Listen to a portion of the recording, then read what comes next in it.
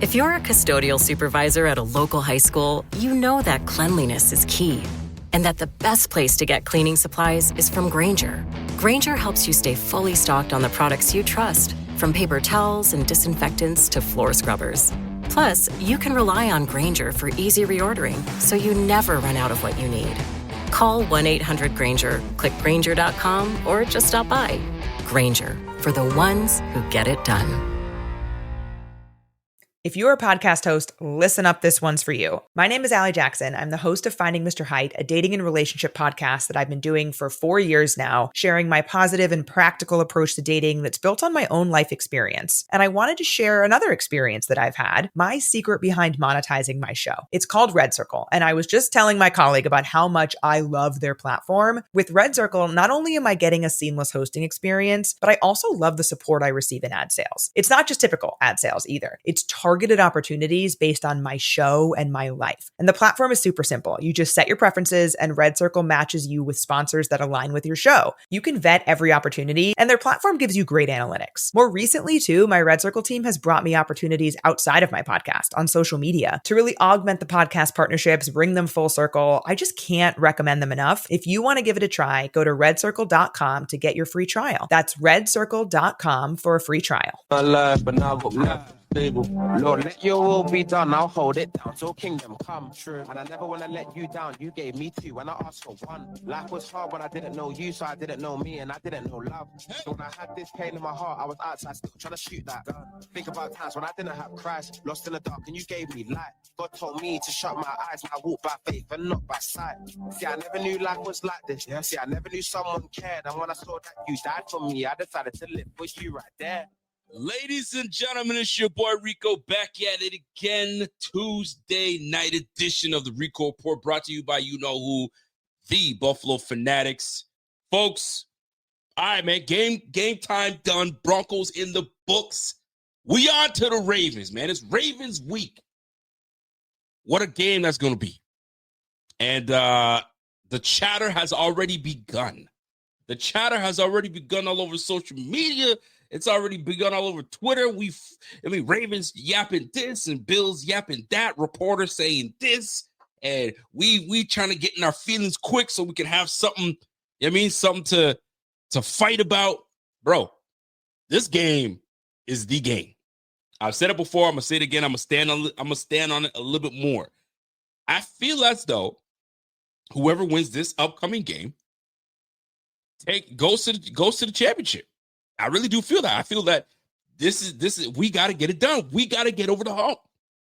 And the crazy thing is, 3 games, baby. We got to get this one. We got to get the next one. We got to get to the Super Bowl. It's 3 games. But it feels as though this might be that's the game everybody's going to be watching. But I can't sit here and talk to you about this game all by my lonesome. Y'all know my homie is going to come through and chat it up with me. Y'all know who it is. I don't think I have to give him a grand old introduction, but he does deserve one. So I'm gonna give him the same way I came in with an intro. So I'm gonna give him some too. I want to see if he'll bop to it.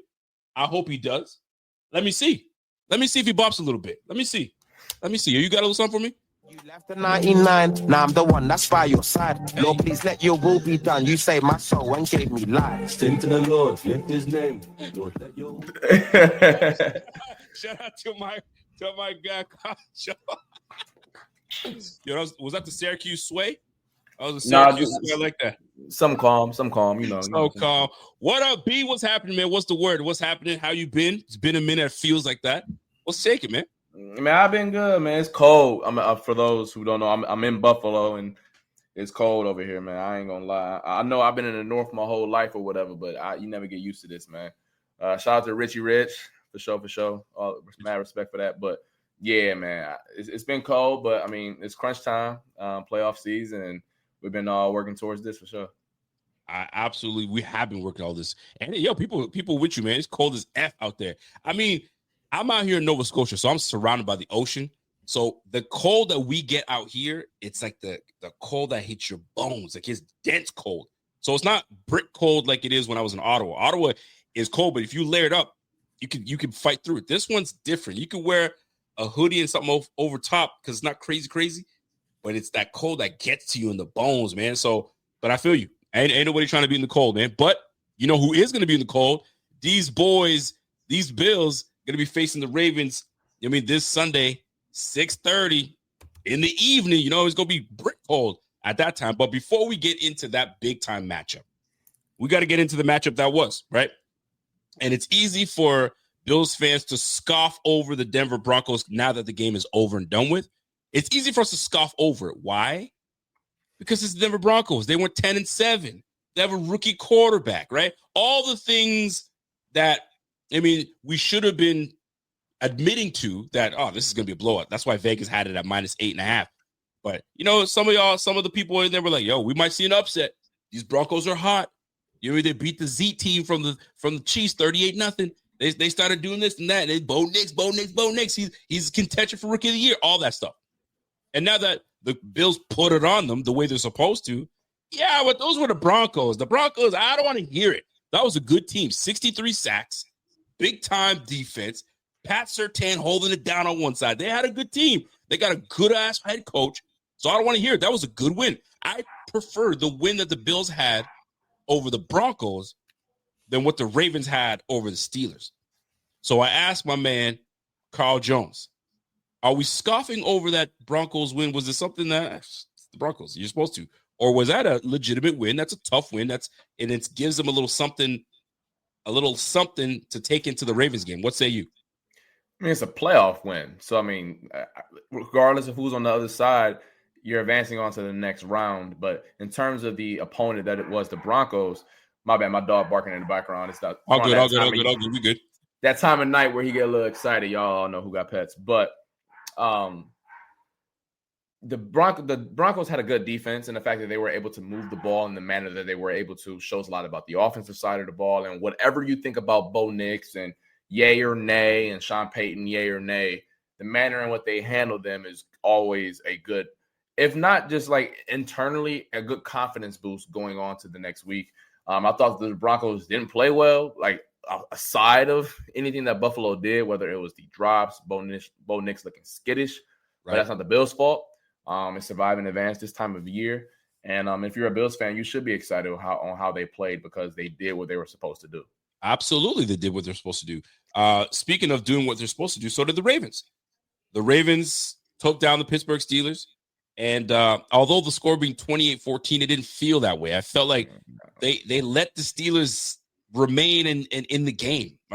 So it could have been worse. But that's what Ravens tend to do. They tend to leave teams in the game a tad to make it a game, right? They did that with the Raiders. They did that with their loss to the Browns. And eventually it turned up into losses. But that's neither here nor there because that's in the past. We're right now where both teams seem to be getting healthy. Both teams seem to have made some major changes in their ways. But this is more about what the Bills did versus the Broncos. So let's get into it. I already talked on it, but I'd like to get my man Carl Jones' thoughts on what he liked in that last game that we had against these Broncos. So what did you like? What did you love in that last matchup with the Bills and Broncos? I'll start on offense. I think there were two things that stuck out. One, the diversity of the Bills' running game. I mean, they kind of like Joe Brady went in his tool belt and played all of his greatest hits, whether it was not to get too complicated for those at home, but you saw pulling guards and pulling tackles, and then Josh Allen going on the perimeter. You saw James Cook with tosses and normal duos and zones and all that, and traps and all that type of stuff. I think as a defensive player, when I take it back to my playing days, it's difficult to when you got to kind of major in 5-6 different schemes to kind of make some stuff shake. Right. So the fact that they were able to do so, the Broncos were an okay running game, but regardless, they were an NFL team, and the fact that they toyed with them in that regard, encouraging. And then also, I really like the way that Joe Brady used motion and shifts and using his players in that manner, because man for man, they weren't going to beat the Denver Broncos in terms of just saying, hey, Keon Coleman, you line up on the line of scrimmage and go win. Hey, Curtis Samuel, Pat Surtain's right across from you, go run a slant and win. They just weren't going to do that. The Broncos had a better, at least, cornerback and nickel room. But in the manner that Joe Brady used motion, you saw it on the Curtis Samuel touchdown where just a quick little motion from Mac Hollins gets Curtis Samuel gets Patrick Surtain outside leverage of Curtis Samuel. Boom, touchdown, strike up the band. So I do want to give Joe Brady his flowers and kudos for the game plan that he put together to take down the Broncos last Sunday. I like him, man. And if you're looking at, there's certain things I wanted to touch on, because last stream I had obviously was the reaction to the game right after. So when you have a chance to look at the highlights again and watch some things, I really liked that Josh didn't push anything. And it shows the maturity. It shows that he's a vet. He's a true vet in the game now. 7 years in, almost 8 years in. So, it just, he let the game come to him. 20. That was, to me, that was a quiet 20 for 26, 270, almost 300 yards. It was it felt like a Tom Brady-ish game. There are games where Tom Brady will just dink and dunk, take what the defense gives him. By the end of the game, he's got 330 yards. You're like, what? Where'd that come from? That's the type of game it felt for me with Josh. Josh was cool, calm, collected. I love what I was able to see from my man. So keep up the good work. Loved it. Slide over to the defensive side of the ball for what you liked. For, I guess, what Babbage and McDermott did. Anything that stood out to you in that regard? They weren't on the field a lot. Only 42 snaps, and probably 28 of those were, I don't want to call them meaningful because every snap is meaningful, but high leverage snaps. They just didn't have a lot of snaps out there. It wasn't a lot. Oh, right. But I like the way that Terrell Bernard played, especially when you look at the one play we thought was a PBU live where he kind of turned his back and made the play on Cortland Sutton where he dropped it. That was a really nice instinctive play by a middle linebacker. Then also he had a tackle for loss on a screenplay. He blew it up, read it like a book. So I felt as if he played really fast, and you saw what makes him a really good linebacker on display on Sunday. The battle with Cortland Sutton and Christian Benford was really good. Like, I was looking forward to that all week. Kind of two guys who, are bigger at their position. Cortland Sutton is, I believe, 6'3". Christian Benford is 6 foot 6'1", but really is long and is a big dude.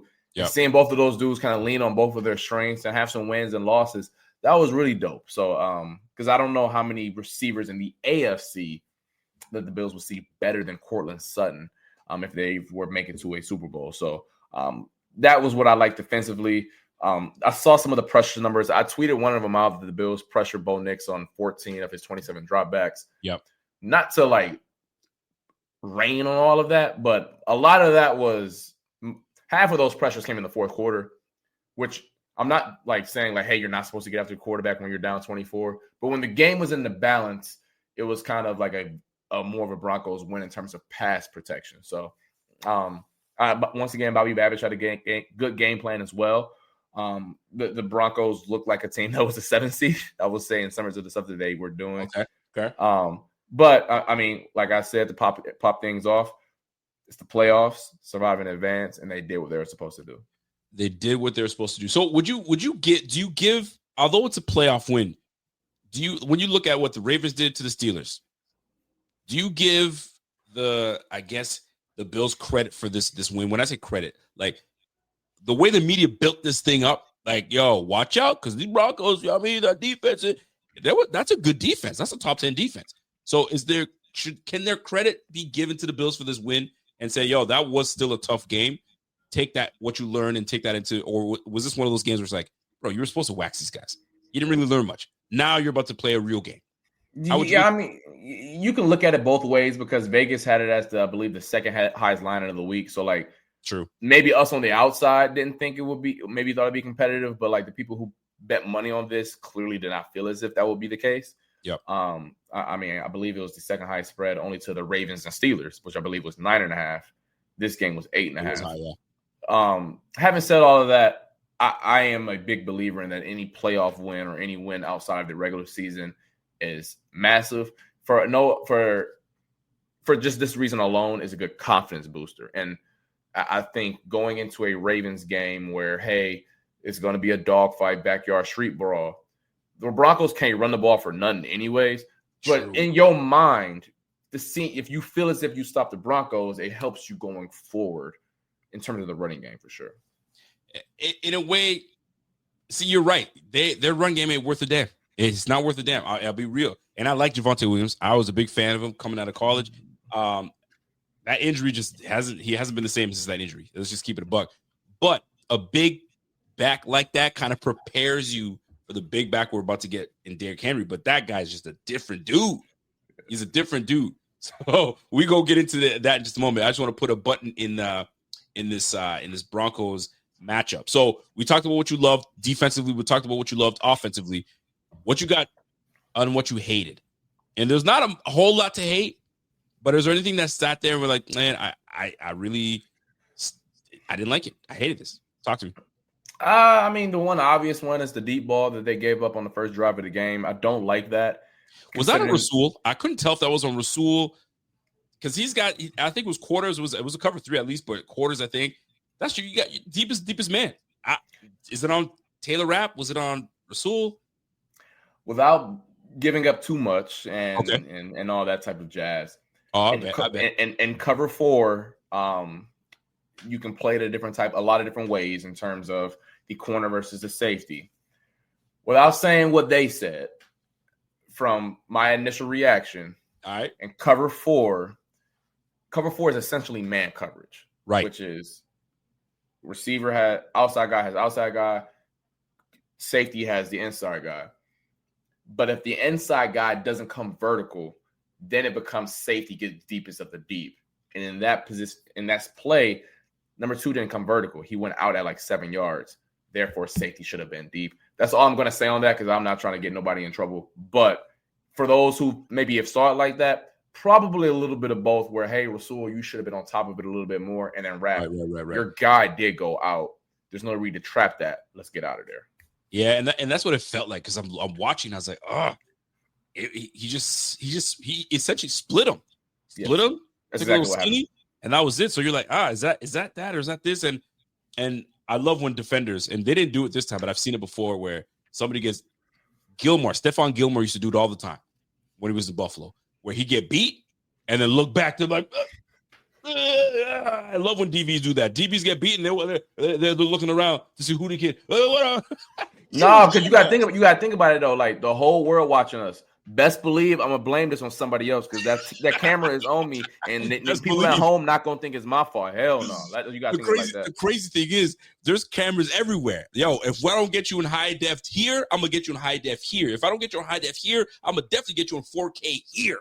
Yeah. Yo, you can't sit here and point. We know, and the game is getting so much smarter these days, bro. You got Tony Romo breaking it back down again. Like, he's going to break it down. This is what this should have happened. Yeah. And this guy wasn't here. Bro, we going to know. But anyway, I digress. I had to get in there because that was something I hated too, especially like 4 minutes in the game. Right off the bat, I was like, I don't like that. But that definitely stood out. Let me jump in on this for what I hated because I think we can all agree on this. Going into the red zone, that's your money. And the fact that the Bills went 1 for 5 in the red zone, that didn't sit well with a lot of Bills fans, myself included. Like, when you get in the money zone, you got to take advantage. Now, granted, the Broncos were one of the best teams defending in the red zone. So one of the best in the game. Like, you got a very good pass rush. And Zach Allen, that boy is a dog. That boy is an absolute dog. But anyway, when you have that, it is tough. But when you have Josh Allen back there, you got James Cook, you should be able to cash in. 1 out of 5 is just not going to cut it. So I would love to see them execute at a higher rate, especially going up against a team that will not forgive you. If you don't cash in, they will put some on you. So if you get an opportunity to get in that red zone, you got to cash in. That's the way I looked at it. So that's one thing I can sit there and say, I didn't like that too much. Anything else stand out for you, or you're kind of straight? Nah, I mean, it would be nitpicky stuff that's not worth really putting it in the hate category. So I got you. Obviously, a whole lot more good than bad this week. 1,000%. So let's put a button in this, and Cody Benz was saying, "Yo, Rico's got a whole book of dad jokes." I don't know what he's talking about, but I do have a couple. But let me say this. Let me land this plane right quick. That's what old dad said. Let me land this plane real quick. Let me get out of this and put a button in this. 31-7, right? 31 unanswered points. We just put it on the back. The fact that we went 1 for 5 in the red zone and we still put up 31 points. You gotta love what you saw from these Bills. And good effort by the Broncos, man. They came out and made it. They made it a game. It was 10-7 at half, give or take. I think it was 10-7 at half. So y'all made it a game, and the Bills made some second half adjustments like we always do, and we handle business. So Bills move on, Broncos go home. They got themselves a good quarterback in Bo Nix. You build around Bo Nix. You get that team a run game, like an electric running back that can move around and create some space. Denver's going to give the Chiefs a problem. They're going to give the Chiefs a problem. So that AFC West is going to be something. All right, let's move on. Let's move on to what really, truly does matter. And that is it's Broncos week. It's really that simple. There's nothing else to be spoken about. It's Broncos week. So this is where I bring in my guy, Carl Jones, to help me out here. First things first. All right. I gotta write this down because it's a problem. It's a problem. All right. And I'm not gonna say stop. Right? I'm gonna say slow him down. Slow him down. And I think you know where I'm going with this. Yeah, I do. How do we do it, man? How do we do it? How do the Bills slow Derrick Henry down? This guy, he's defined the odds of the running back, and I love that he's doing it. This whole, running backs, when they hit 30, you're washed. You're done. They even try to disrespect the running back position by saying, hey, 27, 28, you're washed. Bro, 30, okay, we get it. 30, but don't try to diminish the position. Derrick Henry at 30 is looking like he's 25. And it feels like a damn cheat code with having him and Lamar in the backfield. What the heck? How do you do? I don't know, man. And the thing is, I'm glad you're here because you're a defender. You play ball. You get it. And you know what I mean? You had to sneak in there and get in there when you had. I mean, you played against the man. You played against Lamar Jackson. So you need to talk to me, man. What did y'all do? Hold on. What do we do against Lamar? Listen, no disrespect to my teammates and my coaching staff. We ain't do nothing. We didn't do nothing. I played that brother twice, and both times we was on the SportsCenter highlight for the wrong reasons. He was fascinating. I mean, I tell people this story all the time where I have never felt less of an athlete than when I played him as a football player, because he's the best athlete on the field. And I'm not saying that because like, oh my gosh, he's a good quarterback. He is the best athlete on the field, and I am not exaggerating that. It is not close. He is faster and more. Put it like this. He is a more agile athlete than every single position on the field. And although I played him even though when I played him in 2016 and 2017, and he was probably more athletic then, more explosive then, he maybe has taken a 5% step back in that regard, and obviously become a much better quarterback, drop back passer. I think the first way that you try to slow down this specific style of offense is up front.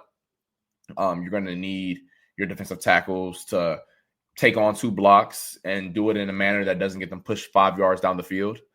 You're going to need them to penetrate when need so and shoot some gaps. Your defensive ends are going to be next important in that as well. You know, Cassandra, I'm going to hate on you, though, because I'm from Ohio, and, like, you might be right, but, like, I don't want to hear that for real. Like, yo, why Ohio got to be part of this, man? Florida, everyone knows Florida. That's where the athletes come from. Okay, cool, but, like, Cassandra, if you show some love to Ohio, I won't be hating no more. But truthfully, though, when you try to slow out in this rushing attack, it all starts up front. Like 70% of it starts up front, because a lot of people will say, hey, linebacker this, safety's this, corner's this. It does not matter who you have at linebacker and at safety if your defensive tackles are in your lap, point blank, period. And I think that's the thing that when I think about when we played them, when you, like, for example, when you're linebackers, you say, oh, you got better safeties and linebackers who can read and diagnose the read option and pitch man and all that type of stuff. Right. How hard is it to read something when Ed Oliver is in your lap, or Daquan Jones is in your lap? It don't matter if you can read it or not. And I'm not singling them out and saying this is what's going to happen to them, but I'm just giving the image at home for, like, how important the guys up front are. And I know the game is won and lost in the trenches, but it's especially so this week because of how complex they do things. It's a very unique team that, like, quite frankly, no one else in the NFL runs it like this. And if they do run a variation of it, they don't have 2 Hall of Famers doing it. So 75% of this game is going to be on the backs of the 4 down linemen, and they're going to have to go out there and get where they mouthpieces, put their lunch heart. There we go, Cody. There we go. Let us see that.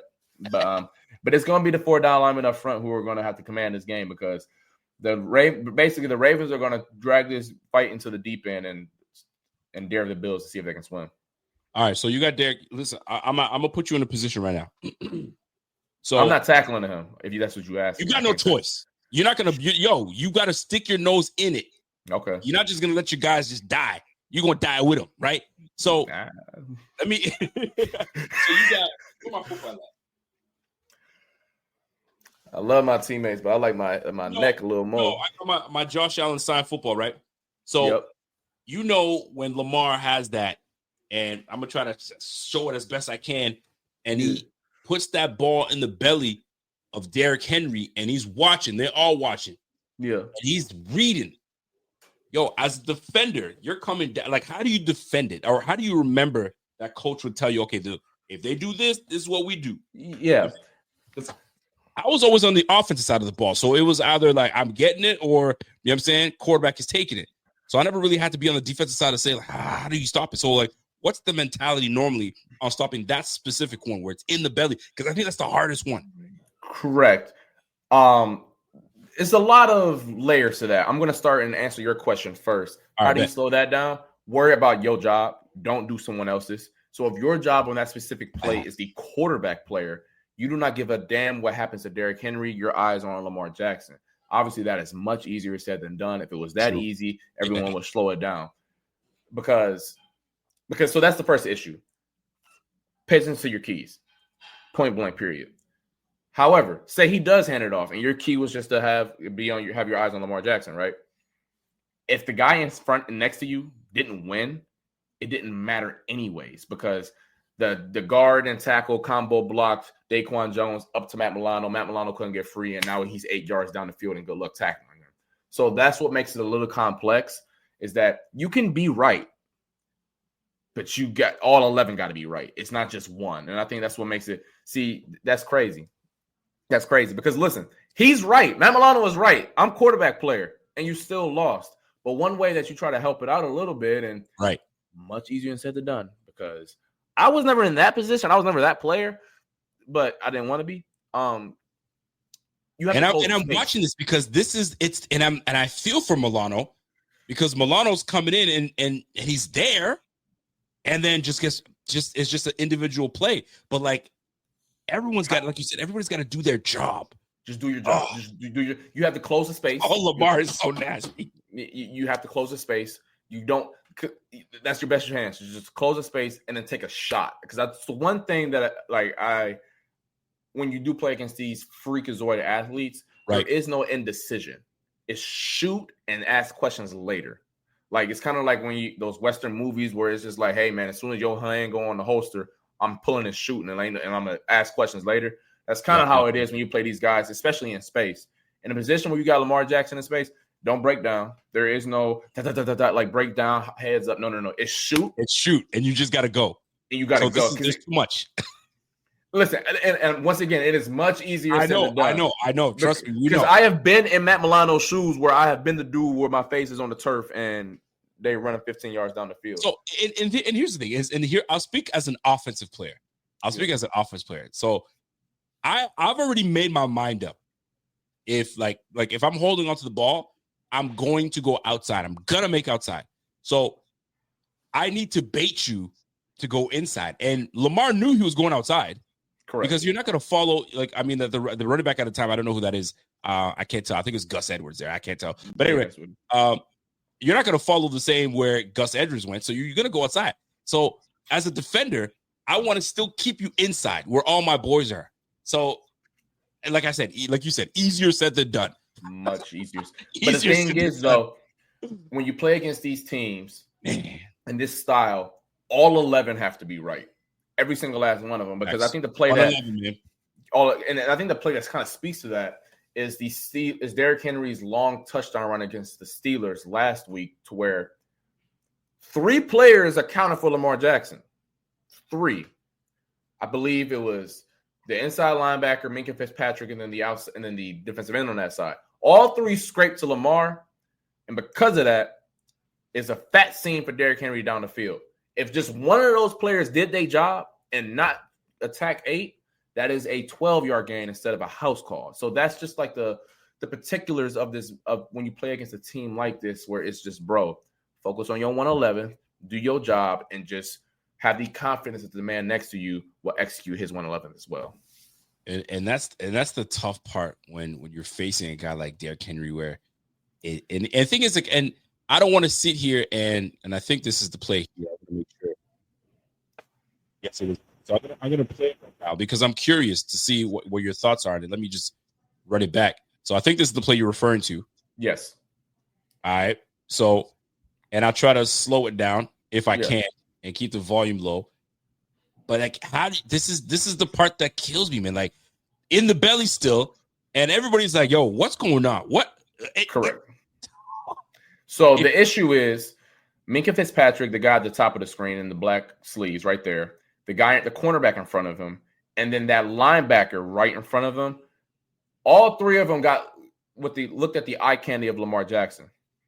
By the time they realized Derrick Henry had the ball, he is 5 yards down the field. It is too late. Oh my gosh, right here, right there. Everyone's in line. So did Minkah over pursue? I'm sure they. I don't know without knowing the particulars of their defense. For sure. Oh. I do know that linebacker's correct because the Steelers are doing a technique here where it's kind of called scrape and fill, where basically that Highsmith, he's supposed to take away Derrick Henry. That's his job. Boom, force him to hand it off, force Lamar to keep it. Right. And then the linebacker comes over the top of the screen. Yes. So he's like, all right, boom, I'm crashing inside. Linebacker come over top to take away Lamar Jackson. So Lamar Queen. didn't care. He's right. It's Queen. Look at the linebacker next to him. Right here. No, here. Not that. No, the linebacker. Not that one. Oh, right. Oh, Queen's right here. Watch Patrick Crane. He's the one that on the backside gets washed and it's over with.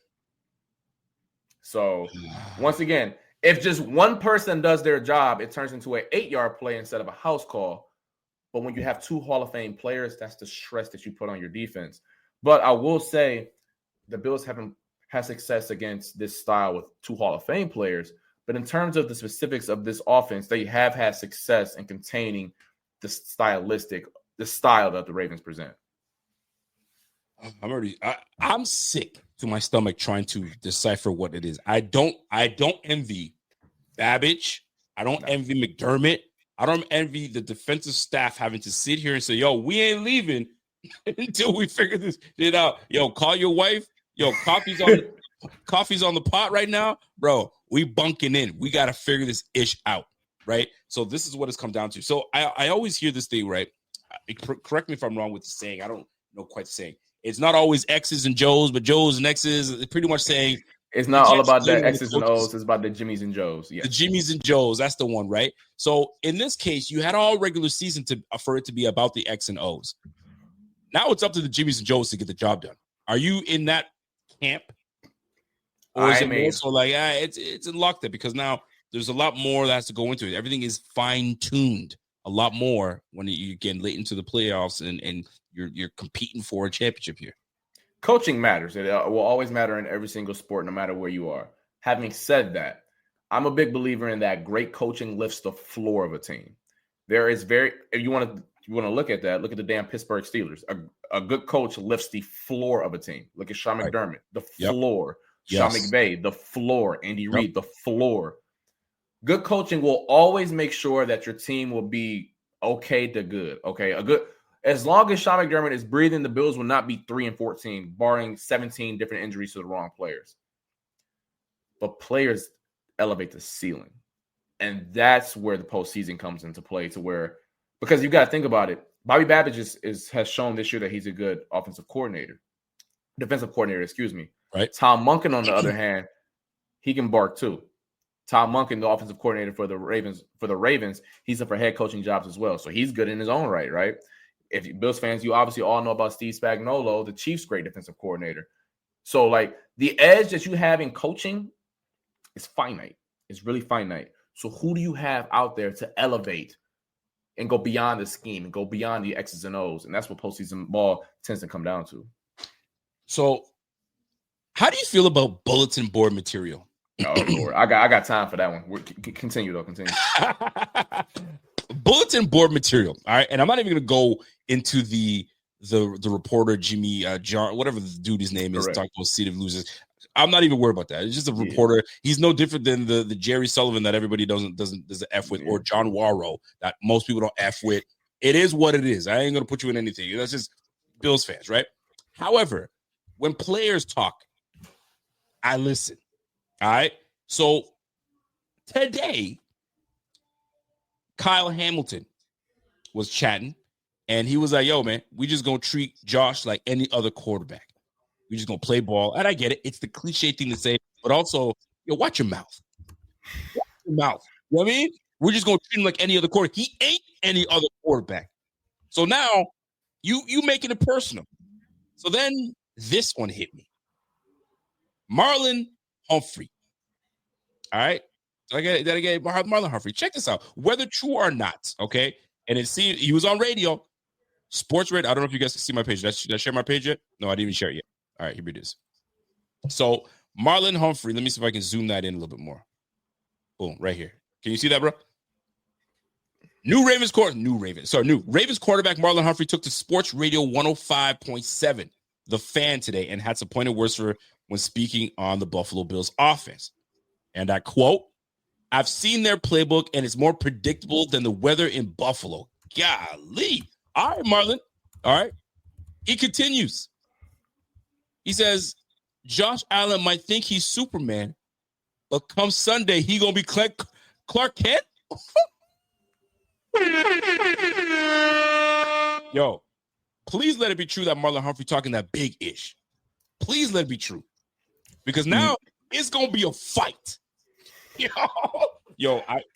I'm trying not to listen to a lot of, old school hip hop, but like, I feel like going back to the ATL days back in the, you there a little bit.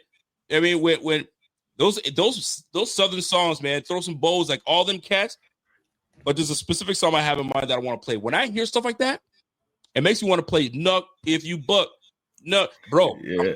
Right now, I'm gonna find that song first of all. No, I can't because YouTube's always hating.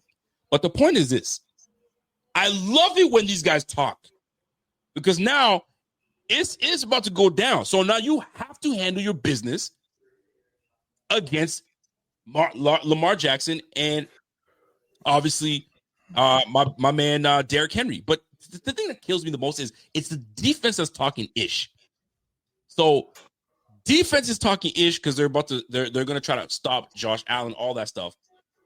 But at the same time, saying Kyle Hamilton saying, yo, my man, he's just a regular ass quarterback. Okay.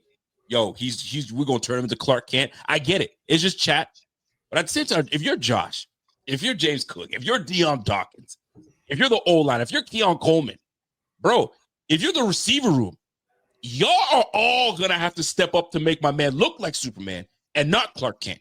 Because breaking glass, Josh is gonna do it. But I go back to the chatter like this when you hear players talk like this. And I don't know if it's true or not. So it's saying, hold on, this isn't real quote. See, I knew it. That's why I always just make sure. I always make sure, right? It said it's a humorous imagination. See, all this AI stuff. I'm glad I didn't say it was a fact.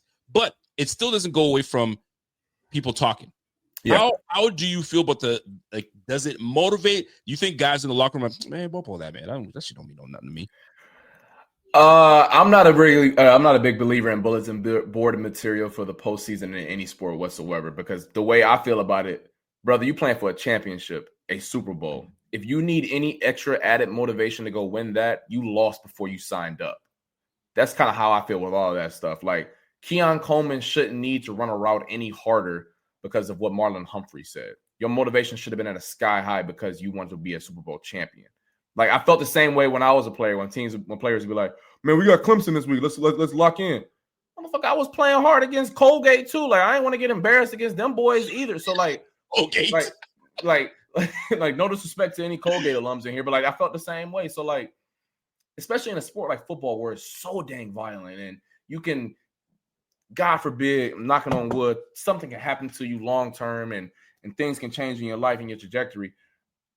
If it's 3rd and 6, I'm paying attention to my keys and my assignment and my down and distance and alignment. I'm not really concerned about what X, Y, and Z said pregame. Yeah. The only thing, and I think this is where bulletin board does come into situation a little bit, is during the week you may prep a little harder because you might have heard something. Like you might have been like, you know what, I'm gonna really lock in on my key, or like, you know what, let's watch 10 more minutes of film. Let's watch 15 more minutes of film. You know what, let's stay after practice a little bit longer and lock in a little in that regard. So you might want to, make sure you're on your top of your game in that regard. But when it's the second quarter, 2nd and 8, and you just ran for 7 yards, or you even gave up a sack, brother, I hope you're not thinking about Twitter. I hope you're not thinking about Instagram or TikTok. Like, I hope you're paying attention to the play call you just got and executing your assignment. Like, and you know what? The offensive line, they play. But here's the thing, though. Music 808. The Bills' offensive line has played fantastic all year long.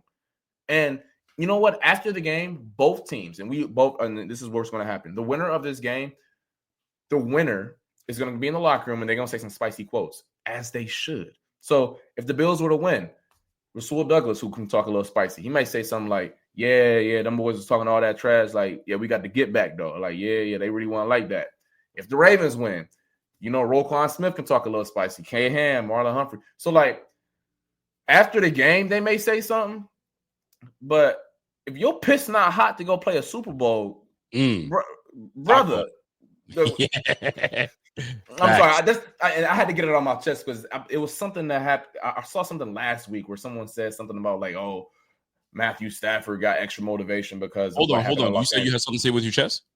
No, I said I've been waiting to get this point off my chest because. Hold on. Well, hold that thought because I have something for you.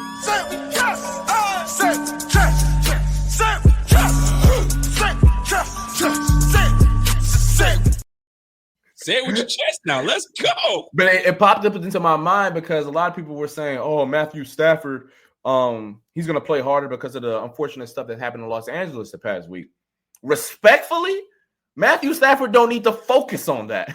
Matthew Stafford went in his 3rd down in the first quarter and he sees 7 people on the line of scrimmage. You better not be thinking about the fires in Los Angeles. So that's just been my mind, and I've been thinking about that. As a fan, as a media member, that is for us to bring in because that's what makes sports fun. That's what makes it energetic. Sure. That's what makes it great.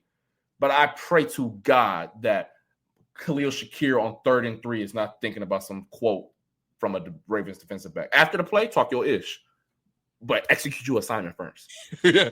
He's on the line, just ready to go. I heard what you said. I heard what you said on Twitter. I should have retweeted it, but I did. Y'all, get out of here, man. I'm trying to play ball right now. That's all I had to say. That is for you and me. All that stuff is for us to get hyped up about, build the game up, and be good fanatics and beacons of the sport. That's our job.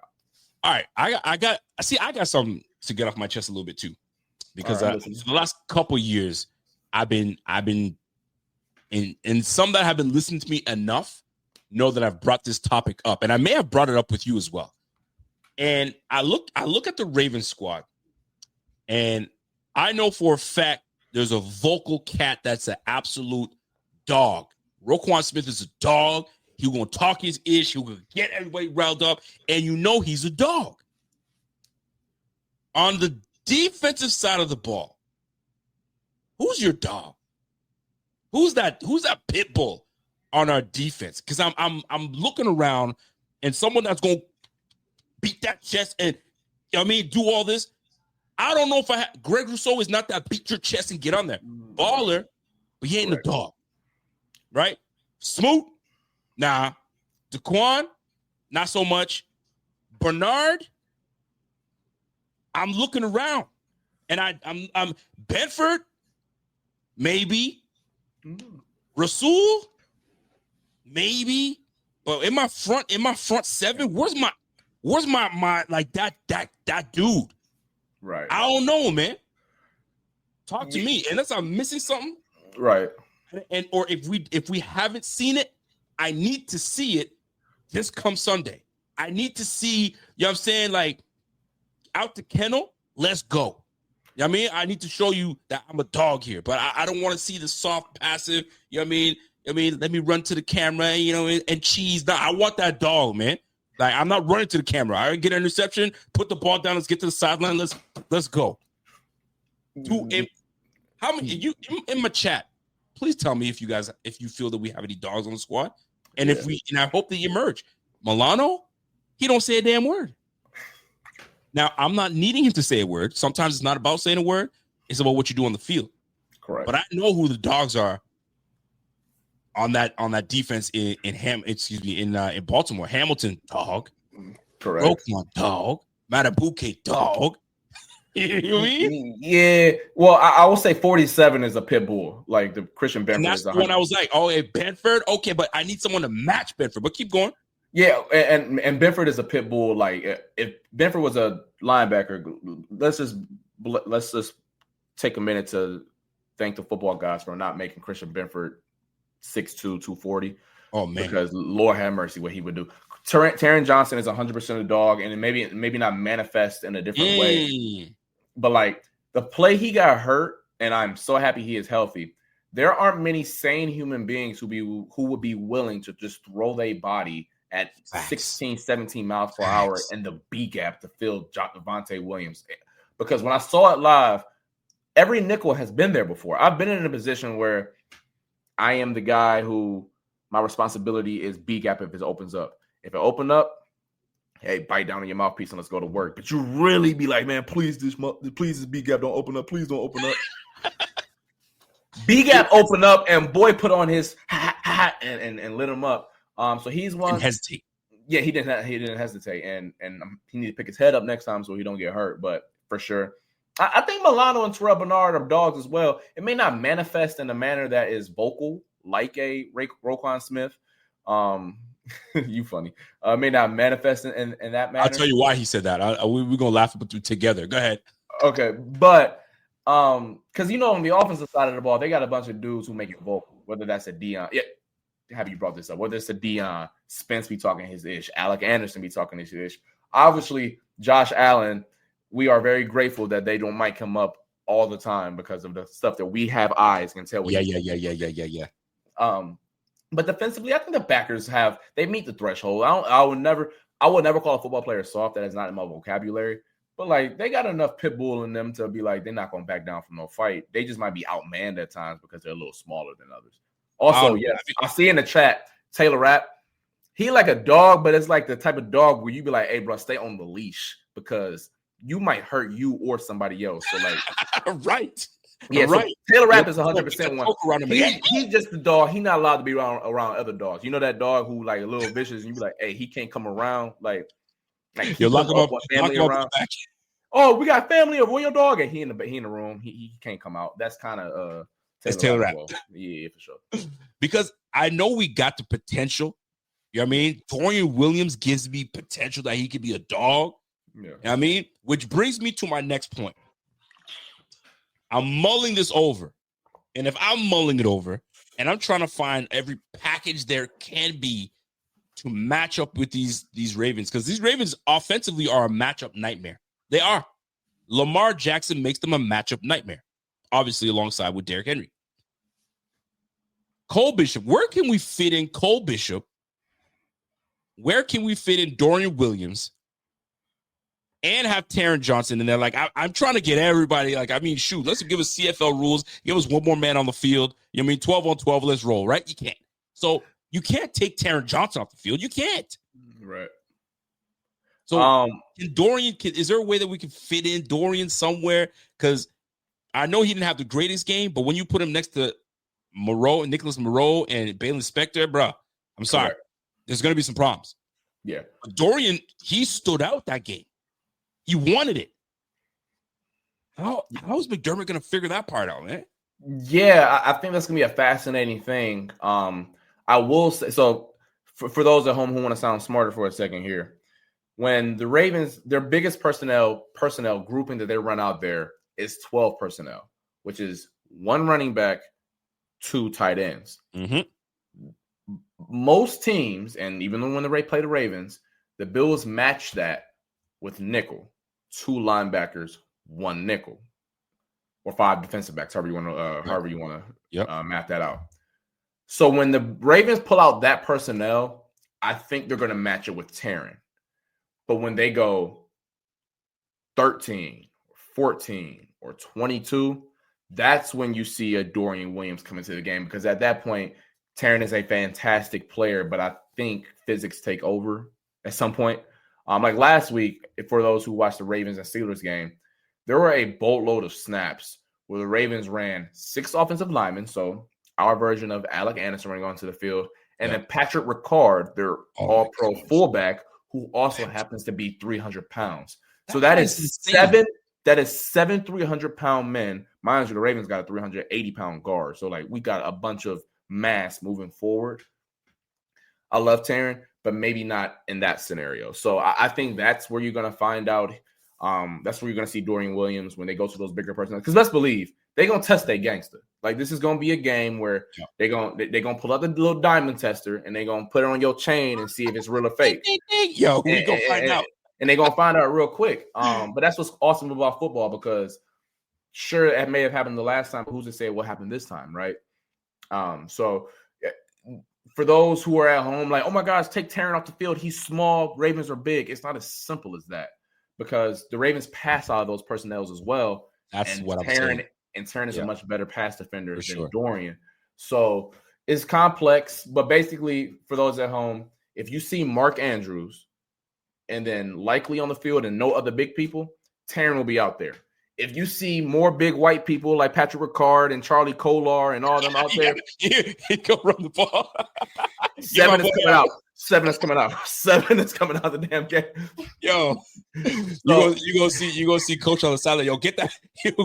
Get over here. Get off here. God. Yeah. So if I had to imagine, let's say the Ravens run 12 personnel. Buffalo Fanatics, what's going on? This is Pierre the Kingpin, and I wanted to talk to you today about Cigars International, which is the ultimate destination for premium homemade cigars. Known as the industry leader, Cigars International offers the largest selection, unbeatable prices, and a customer service experience that's second to none. Whether you're new to cigars or a seasoned vet, Cigars International makes enjoying cigars easy, approachable, and fun. Cigars International is the go-to retailer for all things cigars, with the biggest selection of premium homemade cigars available anywhere. Cigars International offers unbeatable deals and discounts, making it easy to stock up on your favorite or try something new without breaking the bank. With fast free shipping and their 100% satisfaction guarantee, you can shop with confidence knowing that Cigars International stands behind every order. They have good relationship with vendors that helps provide great low prices. Whether you're new to cigars or a seasoned pro, Cigars International makes it easy to find the right cigar with helpful guides, staff reviews, and expert advice. It's not just about cigars. Cigars International also offers a wide range of accessories and more to elevate your smoking experience. Check out the great deals every day at cigarsinternational.com. That's cigars, CIGARS, international.com. Use code FANATICS at checkout for 20% off your order of $50 or more, plus free shipping. Or visit www.cigarsinternational.com/fanatics, and the discount will automatically apply. Again, use code FANATICS at checkout for 20% off your order of $50 or more, plus free shipping. Or visit www.cigarsinternational.com/fanatics, and the discount will automatically apply. No, 2 tight ends, 50% of the game. Taron will probably play 55, 60% of the snaps, if I had to guess. I don't know their game plan, though. Right. So I feel like we're talking a lot about the challenge that the Bills will facing this offense. Where are the Bills going to find their advantage in this game? In what you have? I don't know how much film you've looked at, so it'd be unfair to you to say, hey, where do you think you're good? You know what I mean? But, like, where are the Bills going to find their revenge? Where are they going to find their get back, their lick back? You know what I mean? Because I'm watching my man Cody Ben say, Milk check. Yeah, but there's not a lot of milk on that Ravens defense. That's the problem. No, there's no milk, actually. There's no milk. It's all chocolate up there, bro. I'm sorry. Zero milk. It's not going to happen. But I'm looking at this offense. I'm looking at, all right, where can we take advantage? Now, at one point, the Ravens defense was one of the worst in the league. They've vastly improved. Correct. Vastly improved. They're a top 10 defense now, I believe, from what I was looking at earlier. Where is it that we can find an advantage? And I'm looking at James Cook. I'm looking at James Cook way. I'm looking at Alec Anderson being part of it, because as much as we want to talk about what they got over there, we got some beef on our squad too. Osiris Torrance is not a small man. You feel me? Deion Dog is not a small man. Spencer Brown is certainly not a small man. So we got beef on the line. Alec Anderson, not a small man.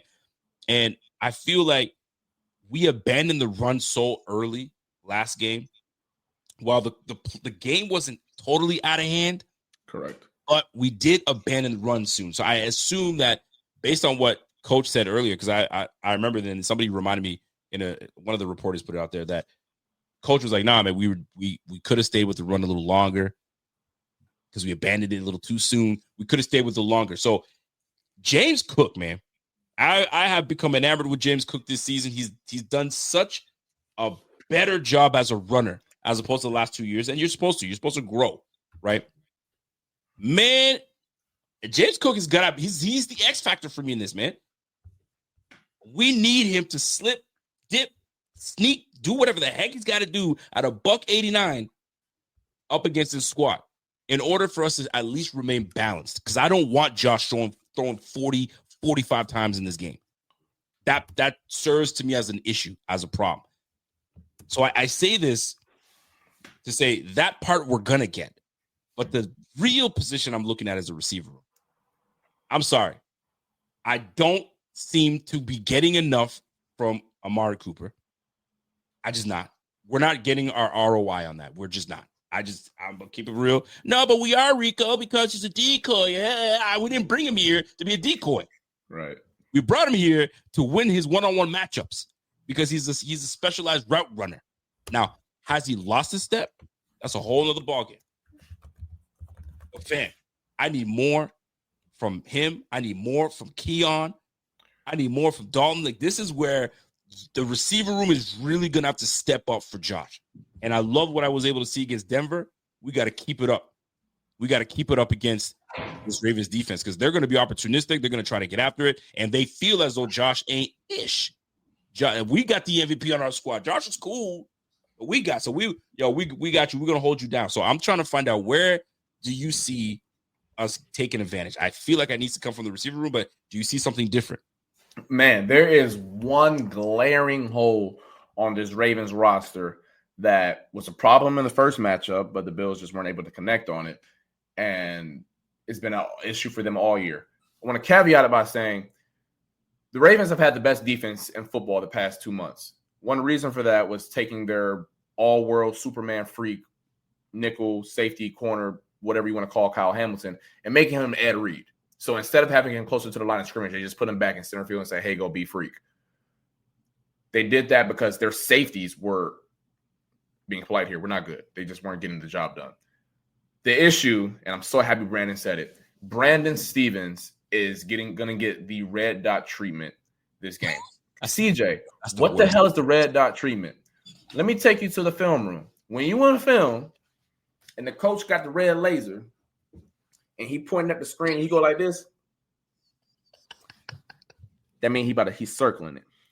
That player, every single play. So for you at home, if you want a game, if you want to play a game on Sunday, you at home, maybe not at the bar, you with, your boys or whatever, with family, and you want to play a game, red dot treatment, you get a laser. Go home, go to Walmart this week, get you a little laser, and every single snap, go find 21.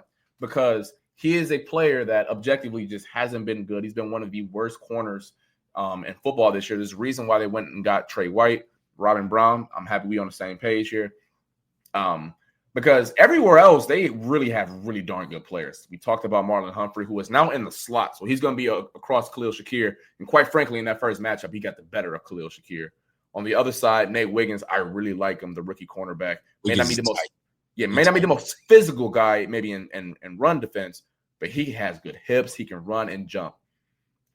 We know about Kyle Hamilton. The linebackers Roquan is good. The other linebacker spot is good enough. Up front, they're great. But 21. He's the problem. Just circle it. Just circle it. And there's no sugarcoating that. Every team that plays them. I mean, the Steelers. I mean, look at last week. George Pickens going up on top against them. So, like, the Bills, if you want to go back and watch that first game, Keon Coleman had a lot of reps against him. If you remember that correctly. One who was out of bounds, another. Too big. Yep. So, and they weren't all completions, but the Bills knew back then, too, 2-1 was the guy. So maybe they put more Trey White out there because they know 2-1 isn't getting it done. But on either side of the ball, Brandon Stevens will be the player that is going to get the red dot treatment, and they're going to have to attack him in order to move the ball down the field, because this Ravens defense is objectively better than the Broncos. I know some people are going to point to the schedule. Yeah, and it was crazy. It was funny. That stat was last year. I don't know what happened this year. That boy last year was balling. I don't know. It was nice. He was balling. Listen, corner's so volatile. It's such a volatile position. But he hasn't played well this year at all. There's no sugarcoating that whatsoever. So, because that's what it comes down to, right? If you're a coordinator and you're watching film, hey, y'all see this, right? Circle that and pause it, rewind it, just like we were kind of doing earlier today. I'm hoping that Joe Brady's finding ways, because I mean, when you looked at Joe Brady going up against the Lions, bro, we're going to take advantage of these linebackers. They cannot cover us. This is where we're going to expose them. And you saw it. Ty Johnson had a day. So we're going to have to find out where the weak point is. Stevens is, if they can't have Trey White's out there. Correct. I mean, I'm not going to say nothing about Trey White, but I mean, shoot, if they're keeping Stevens out there, clearly he's the best option at this point. But if that's the weak point, we got to go after somebody. That's what it's got to be. We got to expose it somehow, some way. So hopefully we get it in, but I need that balance. And this is what I need from Brady, is to keep the balance. Please do not abandon the run. We got it. I'm hoping Ray Davis is back. Poor guy went for that catch, and Josh was sick to his stomach with that pass he threw that got Ray Davis knocked out. But I'm hoping that he clears protocol and he's back in. But if not, it's going to be the Ty Johnson, James Cook show. And we'll see how that rolls out. Now, I want to get away from this for a little bit. We're going to come back to talking Bills and Ravens. I got a question for you. All right. You're at the game. Have you been to a professional game yet, just as a fan, with your lady yet? Nah, I haven't. Yeah, I have. I actually, before I was on the beat, the Bengals and Bills playoff game. Yeah. Bet. So you in the stands and you chilling, and somebody's talking ish to your lady. And as her man, mm-hmm. Are you sitting here just, hey man, take it easy, bro. Just be respectful, man. We're just watching the game here, dude. Just relax. And you go back to watching your game. Meanwhile, your girl's getting chastised and just beaking. Someone's beaking it. Yo, how are you reacting to this? Because if you've been paying attention, an Eagles fan was chirping at some lady, and dude was like, hey man, let me get my phone out. Hey dude, relax, bro. Settle down, man. Cut it out. Knock it off. All that jargon. And meanwhile, his girl's looking at him like, I know he's such an idiot. And he sat there and didn't make a move and let this brand just talk in his girl's ear. Now, I'm not telling people to get violent, but as a man, and that's your woman, that's your lady, yo, you at least switch spots with your lady. Right. At least you protect. You know what I mean? The old saying is, when you're walking with your lady, you always take the outside of the road. You have her on the inside, just in case a crazy car comes in. Who gets taken out? The man does. Correct. You can't let your lady get chastised and you sit here, hey, dude, could you cut it out, man? Yeah, your girl's a see you next Tuesday, bro. She's giving it to her all day, and this man didn't say nothing. I bring this up because we're in a day and age where people are losing jobs these days. And this brother lost his job. They fired him because of that. Two things. How do you personally react? And I don't know if you're a hothead, if you seem like a chill cat. Are you just like, yo, man, chill out, man, switch your seats? Or are you physical? Or depending on how it goes, how do you deal with that? And how do you feel about people losing jobs over stuff like this? I got too much to lose to be dealing with some idiots. Point blank, period. So If I was younger and, I didn't have as much responsibility, my last name wasn't public, I guess my last name was, I guess I did with my parents' last name when I was a dumb college kid. But regardless, yep, I'm a grown man. I got my dad and mom's last name. I want to do them right. So I'm going to diffuse the situation best as possible and probably be a rat, call security or something like that. I don't know. I hope I'm not in those situations, those scenarios, especially not a public venue like that. It's one thing if we on the street somewhere and something like that happened. You know what? I will say this though, and this is kind of something that I abide by in general. A stadium is one thing, but on the street, people be carrying. And I know in Canada it's a little different. It's different. It's different down here where I done been around some You're right though. You're not wrong. And I didn't seen too much, been around too much, been all that. So you more that, all right, dude, you got it, bro. You got it. You good. You feel me though? Because I got you. Yeah, you tougher right now, but you still a bozo. Facts. Woo, and I'm glad you bring that up because it does play a part because at least here in Canada you can't just carry. You know what I mean? You can't there is none of that.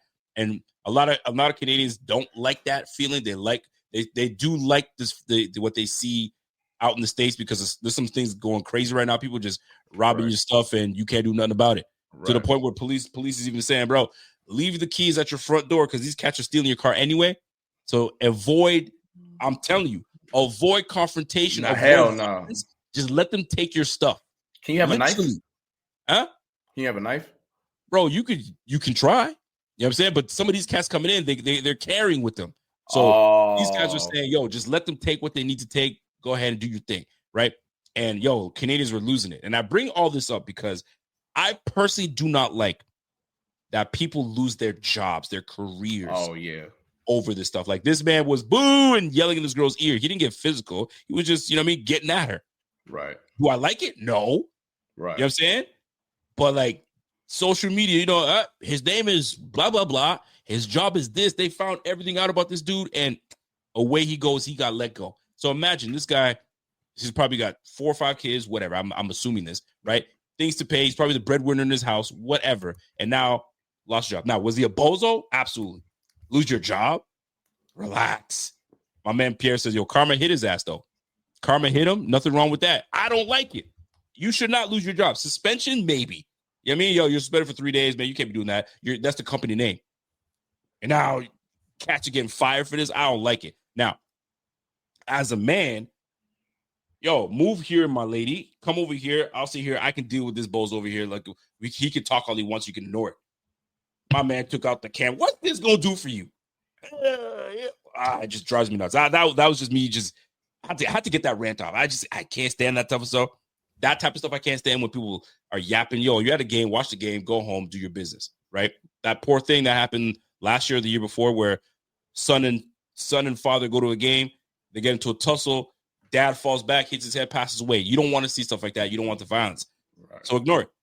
But all that just drives me nuts. Anyway, but I like what your thoughts process is. You don't know who's carrying. You don't know who's doing what. You're also, you got to respect. You got kids. You got all this stuff at home. Yo, I'm not rooting for this cat. You know what I mean? But it is what it is. By the way, my man said that camera got dude. Yeah, that camera was the one that got dude fired. I guess it did something. I guess that camera was what got the job done. But anyway, I was never a fan of that. So anyways, let's get back to football talk. All right. Yeah. We'll get back to Bills talk in a little bit. So I want to talk about the games that happened this weekend. Yeah. And we gonna start right off the bat. Vikings. Bro. Vikings. First of all, after that Rams-Bills game, when I saw how healthy those guys were, I was like, I even told Z about this. I was talking to Z, I was like, yo, that team is the most dangerous team in the NFC. I think I told you this, but I don't remember. I think that's going to be the most dangerous team in the NFC going forward because, yo, Stafford, when Stafford's dealing, he's dealing. And you got Puka, that boy, nice. He killed us. He absolutely destroyed us. And you got Cooper Kupp, and Cooper Kupp was rocking braids. It was over with. The minute I saw that brother with a single cornrow down the middle, I said, what? I said, okay, we done, right? and these boys put it on the Vikings. Mm-hmm. Bro, you got to be sick if you're the Vikings. 14-2 season or 14-3, and you get bounced out of the first round by the Rams that are not even at home. Please share me your thoughts. I need to know your thoughts on how you felt about that game. Yeah, man, that's tough if you're a Vikings fan. Like a great year. You obviously started off like a little hopeless because of JJ McCarthy going down with a meniscus injury. You have no idea about Sam Darnold. Come to find out, Sam Darnold can ball a little bit. The offensive weapons around him elevated him, so they kept O'Connell. And then they just kind of just ran out of that juice. I think some of that goes to Sean McVay and how well he put together a good game plan to attack Brian Flores. That's first and foremost. And then also the Rams kind of turned back into a pumpkin. Hey, that's funny. But I will say this, though. It is never as obvious as you think it is, and it is never as complex either. When I say that, I think the Vikings just got whooped in every single phase that involves football. I don't think they had a good enough plan offensively to get their guys open. There were too many plays where I thought Justin Jefferson had a glove, and that's not his doing because we know that he's a great player. Same thing with Jordan Addison, same thing with TJ Hawkinson. So I think that's on the guys getting him open. Some of that has to do with the offensive line. I know they are missing so many injuries. They're missing their all-pro, all-world left tackle. Ran out of that prune juice. That's crazy because prunes is disgusting. So if you run out of that, that's really foul.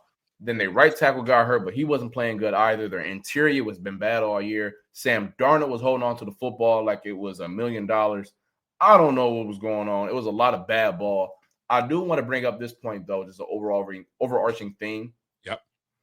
The NFC teams may have better rosters than the AFC, but the one difference is that conference doesn't have elite quarterback play.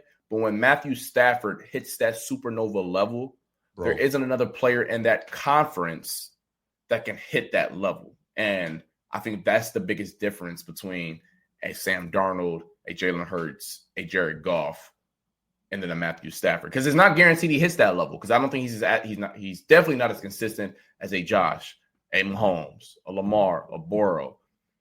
But if he's on, he can go blow for blow with all of them boys. Man, what a disappointment, man. And it wasn't like it was a barn burner. Watch out. Fam, my man said Sam Darnold was constipated all game. He didn't have nothing. He had no juice to him, man. 27-9. It was a beatdown. And like you said, it was all phases of the game. They got pushed around on the line. They double teamed, bro. And this is what I love about the NFL. The NFL is such a big copycat league. Shout out to Aaron Glenn.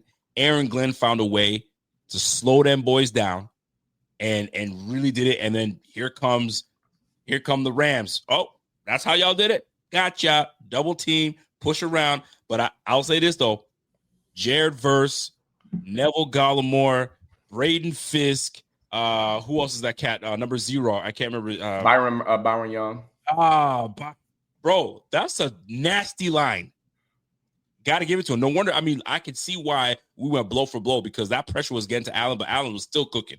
And that's how good that brother is. But anyway, that's the Vikings game. Poor Vikings, man. That team, bro. That team. Oh, my gosh. Anyway, let's move on. Commanders, Buccaneers. Jaden Daniels, real deal. Yeah. The real effing deal. And I give it to Baker Mayfield. Baker Mayfield is a baller too, but bro, it was a Jaden Daniels show, man. 268, 2 TDs, and just got ice veins. You know what I mean? He's got ice in his veins, man. Talk to me. Buccaneers, Commanders, your thoughts on that game. And could we have a Cinderella team in the Commanders? I don't know about Cinderella because I think they're severely outmatched outside of maybe quarterback and defensive line going forward. But Jaden Daniels is that boy. I'm not here to rank guys and say who's this or who's that. But he's one of those quarterbacks that all fans and coaches, you do this. Oh, yeah. And once you've reached that status, it's that's when you know he's a guy. I'm not going to say he's top 5, 6, 8. But he had a couple plays in that game where a rookie should have folded. And he elevated and went above and beyond than what his age would project. So I'm so excited for him and his future. this weekend will be a tall task, but I'm not here to rain on his parade by any means because he hasn't shown anything. Like, you think about what he did last month to the Philadelphia Eagles, who have had an elite defense for like since like week 5. Yep. Put up like 30 some odd points. So like that boy got something different in his blood. Would you say Marshawn Lattimore got the last laugh? Hell no. And like look, he my dog. He from Cleveland. Shout out to my dog Lattimore. He went to Glenville High School. But nah, dog. Like, Evans was 7 for 92 and a TD. So nah. No, respectfully, I'm going to take y'all into like the mind of a DB for a second here. We don't care about final scores. Who whooped me and True. Receiver whooped you. Not saying we don't care about final scores. He got beat down. Yeah, he got wrong. But like, you on an island all game. Catches 92 yards in a tutty. Yeah, nah, you lost. You got to sit on that all off season too. After they lose this week to the Lions, that's tough. Yeah, I mean, you lost that one. Yeah, I mean, you lost that one. But I mean, that's been a rivalry for ages. Man, they need to put it on HBO pay-per-view. Put them boys. I'm telling you that's something else. All right, we got the Commanders, we got the Bucks. The Bucks valiant effort. I thought making the playoffs was the right team. I think they were the right team to make the playoffs over the Atlanta Falcons. And Jaden Daniels is that dude, man. He's that dude. All right, Texans Chargers, bro. Texans Chargers, bro. I did not expect. I'm put it this way. There's something about the Chargers that annoy me. and what annoys me more is that all the hype that's surrounded around Justin Herbert, but I don't see it. I see the physical, you know what I mean, his abilities. He can run, he can throw, but I don't see it. Right. Am I tripping? Because I don't think he's it. He don't have it. The it factor, bro, you can't. And I get it. The Texans are not to sit and scoff at. You're not. But I did not expect Texas to come out and whoop them like that. When you say it, is he like the top 4 it? Burrow, Lamar, Allen, Mahomes? No. I think we have enough evidence to suggest he's not in that. Correct. I agree. But I think there is a whole lot of landscape between elite Hall of Famer and Blair. And I think he falls in that category where I think he's at the top of that next tier, whether that's the Dak Prescott and Matthew Stafford. And I'll take Matthew Stafford over him all day. That's fair. I mean, that's fair. I also don't think that Justin Herbert has had Sean McVay next to him either. But, I mean, Matthew Stafford, to his credit, was in Detroit with really bad teams for a while and was still balling. So I hear you. I mean, I will say this, though, about that game in general. The Texans have done that to quarterbacks all year long. Bills fans don't get amnesia. Josh Allen had the worst game since his rookie year. Like, let's not forget they picked off Jared Goff 5 times in a game. Like, let's not forget what they did to Aaron Rodgers. Like, so like Bills fans don't get amnesia. Yeah, you feel like don't get amnesia, y'all boys, and just say Justin Herbert bad player. Josh Allen did the same damn thing. It just didn't turn the ball over. So I digress.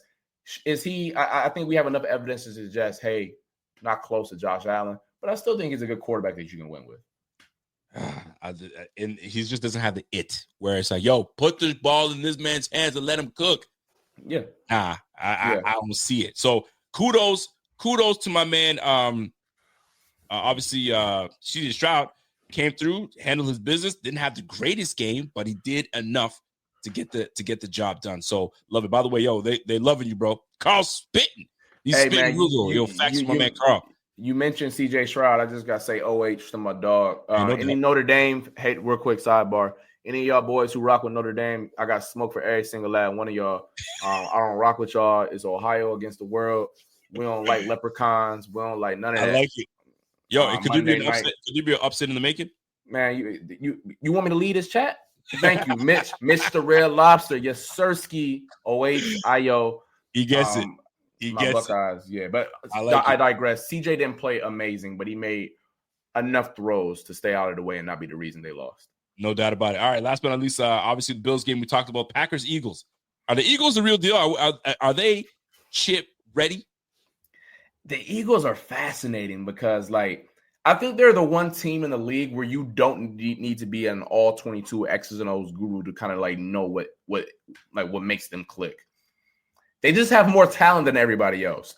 because you watch them play and they look sluggish at time offensively. They can't move the football. Jalen Hurts is taking bad sacks, boomer buzz, yada, yada, yada. But at the end of the day, they just have like 19 all-pro caliber players and you don't. I think that's just their method. They're and stacked. Like, for all the Bills fans, and I've been here the past month or so about, oh my gosh, how many all-pros the Ravens got compared to the Bills. The Eagles the same damn way. Like, so No, they're stacked. And the Eagles outmanned the Ravens in that regard. They didn't play excellent. Jalen Hurts didn't look like, prime Jalen Hurts like he did 2 years ago in the Super Bowl run, but they just have more players than you. And I think that's what makes them scary, is that for 3 quarters, you might hold them down and they may not look great. But a couple drives a game where Dallas Goedert just throws a DB and says, excuse me, a couple jump balls to A.J. Brown, you feel me? Now, the defense is obviously phenomenal. I don't need to talk about them, but the dam is going to break at some point against the Eagles. And I think for whatever reason, they don't look clean, but do it matter when in the fourth quarter they up 7 and the dam is going to break and Saquon Barkley is going to break a 40-yard run? All right. Listen, we're near the end because I'm not going to keep you long because we talking good ball. I got to go back to Bills Ravens here, and I might depending on your schedule, man. You might see me again this week because I'm tweaking a little bit this game. I'm telling you right now because I'm not ready for the season to be over. That's my problem. That's my problem. You know what I mean? So, and I am like a lot of Bills fans, right? I feel like, and the crazy thing is, I would feel like it was an utter disappointment if we don't get it. But I also understand how we started the year with not a lot of expectations. Correct. So if we didn't do well, it would have been okay to others. But for those that know this team, bro, we need to win it right now. So I bring you to this upcoming game. 3 things that you need to see based on what we've seen from the Bills from the beginning of the season to what they've been able to do, what you've been hearing from the Ravens, and it's all up to now. What do you need to see? What needs to happen for us to walk away with this dub? Okay. I got 3 things for you I just cooked up. First off, the defense has to create a negative play, whether that's a takeaway, whether that is a interception, a forced fumble or an interception, or get Lamar Jackson behind the sticks with the sack, because I do think he's gettable in that regard. And he'll try to extend the play and he'll take a 7 or 8 yard sack. I think that is one way that the Steelers have gotten him in the past, is where they create enough of those negative plays that it's hard to overcome. So I think that's first and foremost. Secondly, I see you, Raven for life, 716. That's crazy. That's a Buffalo area code. But so I think secondly, they're going to need to get off of blocks, because on paper, sure, you're supposed to be in this gap, and I'm right here. Unfortunately, against this team, gaps move and all that stuff. You need to just whoop the man across from you. So I think that's secondly. And lastly, which isn't talked about or hasn't been talked about, and I know the game was just announced on Sunday. Having said that, though, they need a much better protection plan around Josh Allen. Do you know the first time that they met, Josh Allen was pressured on 44% of his dropbacks? That is the 3rd highest rate since his rookie year. Now, obviously, the other game was the Texans game the next week. Everyone's talking about Matt Milano and Terrell Bernard and Taron Johnson coming back. I'm right with you. Those guys are going to play a massive role. But on the other side of the ball, Josh Allen was running for his life. He was sacked 3 times. I believe out of his 34 dropbacks, only 8 were considered successful. Appreciate you, Edge. 44 block. Having said all that, though, they have to do better in that regard. Kyle Van Noy won a couple of matchups against Spencer Brown, who's been fantastic this year. Osiris Torrance gave us some stuff. So did Connor McGovern. If they don't fix that, bump all the other stuff we've been talking about, because Josh Allen can't run for his life and then win a game in the postseason. That is a great point, because that's what it's being made about. This guy was missing and that guy was missing and that. The O-line was healthy. The O-line was healthy. What the Ravens are saying is that's cool, but you still didn't score. Correct. We had you. We put it on you guys. So it's cool. You defending, then you didn't have all the defense. But where was Josh? And this is where a guy like Amari Cooper comes in. This is where a more seasoned Keon Coleman comes in. I mean, we was a rookie raw. Correct. I mean, getting time. So a little more seasoned Keon Coleman Dalton Kincaid, a healthier Dalton Kincaid, a healthier Khalil Shakir. So, I mean, I think Khalil was a little banged up that game. So he got hurt in the game. Yes, he got hurt in the game, right? So it was such a different game 10 weeks, 12 weeks ago that, like, fam, like, you're facing a different team. So both teams are playing. Both teams. So, like, this is such a game where you're like, bro, like you said, nobody can make mistakes. You have a quarterback in Josh Allen that won't make mistakes, hasn't make mistakes. Correct. And you have Lamar that's damn near don't make mistakes. 4 interceptions, but he's got way turnovers. He's got more turnovers than Josh Allen does. So opportunities are there.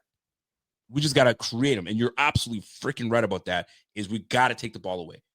You see, I think you the second point, was your third point, or you got it already? No, the first point, they got to create some negative plays on defense. They have to get off of blocks. And then lastly, protect the Josh. Protection plan, whatever it was, whether guys were getting whooped or being in the right spot, it has to be better, because that it was the second worst since Josh Allen's rookie season. Like, I don't give a damn. And I'm gonna push back a little bit, because if he ain't getting pressured, if y'all getting open. Correct. Get open. Correct. And this is why I'm on, and people want to get on me. Nah, you want him to force feed the ball? I don't want him to force feed the ball, but I also want to see something. Why did you bring this guy here then? If you're just gonna sit here and we're just gonna go to whoever's open, that's cool. But when push comes to shove, when I need to play, bro, like, you gotta give me something. Kincaid, Cooper, like, I'm all for everybody getting the football. I don't care if it's Matt Collins is gonna have 12 receptions, so freaking be it. But fam, you can't have Josh running for his life and y'all ain't getting open. If Stevenson is my red dot, go after Stevenson and eat him up, man. Get on him. Eat that space up between you and the receiver. But something's got to give. Something's got to give. I can't wait for this game. It's making me dislike Baltimore but I love Lamar too much for me to dislike Baltimore. That dude's just a class act. He's a class act off the field and he's on the field. He ain't gonna talk ish. He's just gonna do his thing. That boy Nat's like that. That's why I love both these players. But somebody's got to go.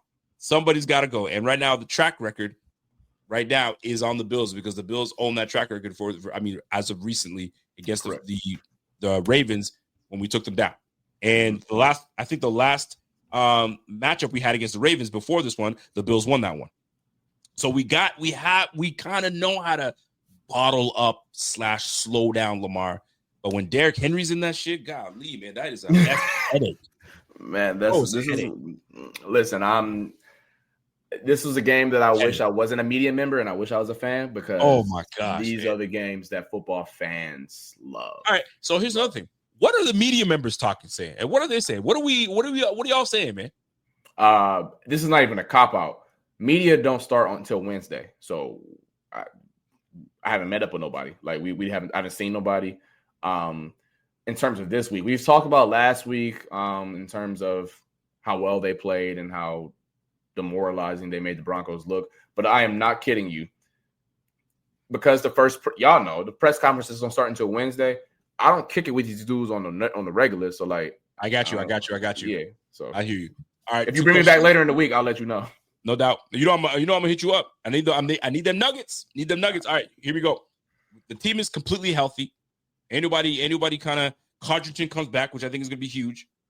I hope he comes back, right? But I kind of liked Khalil Shakir back there. I ain't going front. Yeah. I kind of like him back there. But anyway, don't cop out. I'm about to ask you don't cop out. Who's your MVP? Oh, MVP, that's crazy. Oh, damn. I thought I was about to get through a whole – I thought he was about to ask me a win prediction, and I had an answer for that. Nah, these are two tough ones. Who's your MVP? MVP. And you can plead the fifth if you want to. I personally struggle with that for the past month. I ended up landing on Josh Allen, but it was like I have no conviction behind it. Both played You're pressured by the hometown Buffalo Bills. No, I leaned with the fact that if you want, because I hate using narratives with MVP and saying all pro this and all pro that, and they had this and the expectations coming into the season. I hate that for me personally. Right. But what I felt is if in the biggest moments this season, and I'm not saying Lamar hasn't done it because he has all year long, but in the biggest moments this season, I think of the Lions and the Chiefs, 17 put his team in a situation where I don't know how many quarterbacks could do that. That was my argument I stuck with, and Yeah, I'm sorry, everybody, if y'all wanted something more convincing. I'm I'm glad gonna I'm not a voter. I had another question for you, but I'm gonna keep it at that. I'm gonna whip If it you out. asking me who I think gonna win, Nah, watch. I'm not gonna do that to you. Oh yeah, I'm gonna say y'all. I got some. Y'all can watch. Y'all can go on my. No, I'm XP not gonna do that to you. That's not cool. But I'm gonna put it this way. Yeah. I need defensively your spotlight hero that will be the guy that makes the difference in this game, and your spotlight hero that you cannot name 17. 17 is not the guy, but your spotlight hero on the offensive side of the ball. I'm gonna start on offense. It'll be Amari Cooper. If you think about the Chiefs game, where now the Chiefs did I don't know if you've seen the report. Their cornerback opposite Trent McDuffie is back now, but the guy when he was out, their Najee Johnson, number 13, got the red light treatment. Remember the two big plays that Amari Cooper made against him? Yep. I expect that to be the same case against Brandon Stevens this week. Red light treatment. On the other side of the ball, you know what? I think this is when Greg Rousseau tells the world that he is on that tier. Man, I love that dude. And I agree. I love both those players that you just named. I love both those players. I got to say this, man. There's one player that I absolutely need him to step up. Need him. And I feel like you know who I'm referring to because I've talked about this player before where I need him to be a difference maker. Dalton Kincaid? No, sir, on the defensive side of the ball. Oh, need Vaughn. Him to, huh? Vaughn or Ed? Who do you think I'm thinking about? Ed Oliver. Yeah. I need Ed. Edward? Bro, you're in the middle. You're in the middle of that defense. Yeah. It starts with you. If you get bullied and pushed around, bro, it's a wrap. Yeah. Derrick Henry's going to have a field day. I can't have that. So I love that you brought in Greg Rousseau because I love Greg Rousseau, man. That boy quietly does his job, and he does a damn good job. He may not give you 15, 18 sacks, well, bro, he's going to give it to you 100%. 100%, he was going to give you all he's got. But Edward Oliver, golly, I need him to have such a game. I need to hear, man, Ed Oliver's just killing it. I need to hear him like we hear Braden Fisk's name. I need to hear him like we hear Jared Verse or how we hear Chris Jones's name. Golly, your first-round draft pick.